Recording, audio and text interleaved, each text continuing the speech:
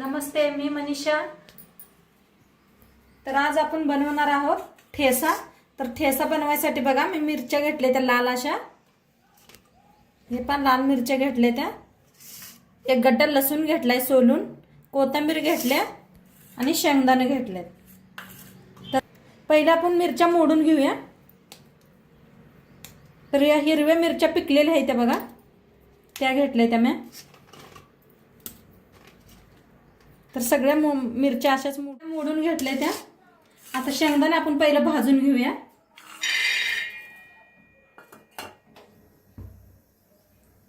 Mix करून शेंगदाणे भाजून घेऊया। आता मध्यम शेंगा भाजले त्या बघा। आता ह्याच्यातच टाकूया मिरच्या बी।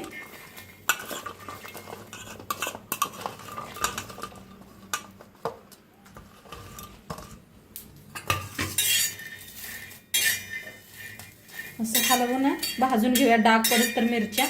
त्यातच टाकूया लसूण बी, सगळ्याला मिक्स करून भाजूया छान असं। आता ओतूया तेल, थोडस तेल ओतून बी मिक्स करून भाजूया।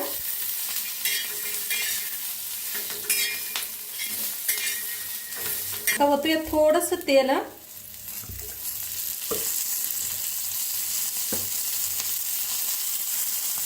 थोडस जिरं टाकायचं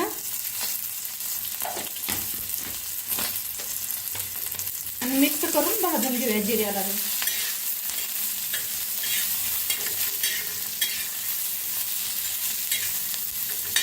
आता टाकूया कोथिंबीर,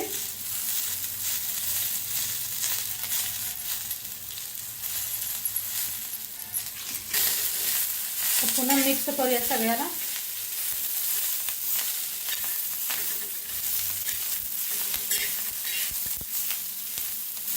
बघा छान आता मिरच्या भाजल्या त्या, शेंगदाणे भाजलंय, लसूण, कोथिंबीर। आता गॅस बंद करूया आणि आपण खलबत्त्यात कुटून घेऊया।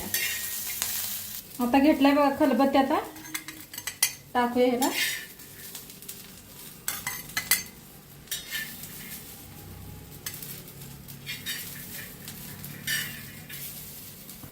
थोड्या थोड्या मिरच्या घेऊन वाटून घेऊया आणि ह्याच्यात टाकूया चवीप्रमाणे मीठ, वाटून घेऊया। पहा अशी कुटून घ्यायची, किती बारीक झाले बघा।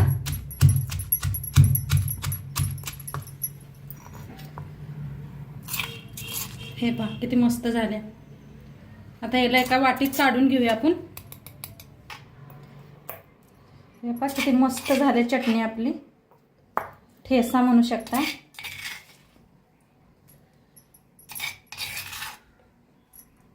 आता बाकीचा बी सगळी मिरची अशीच कुटून घेते। तयार झाला आपला लाल मिरचीचा ठेसा आणि किती मस्त दिसायला आलाय बघा। असा आबडधोबडच कुटून घ्यायचा म्हणजे छान लागतोय खायला बी, आणि बाजरीच्या भाकरी बरोबर एकदम मस्त लागतोय। आता बाजरीची भाकरी घेतल्या, लोणचं घेतलंय आंब्याचं, सोबतच कांदा घेतलाय आणि इथं असा ठेसा ठेवायचा बाजरीच्या भाकरीवर।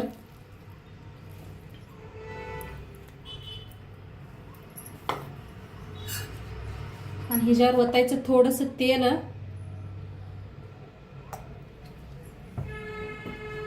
आणि खायचं, मस्त लागतं लोणचं। आणि कांदा घेतलाय सोबत आणि आपला ठेसा बी आहे। तर नक्की तुम्ही बी करून बघा आणि व्हिडिओ कसं वाटले नक्की सांगा।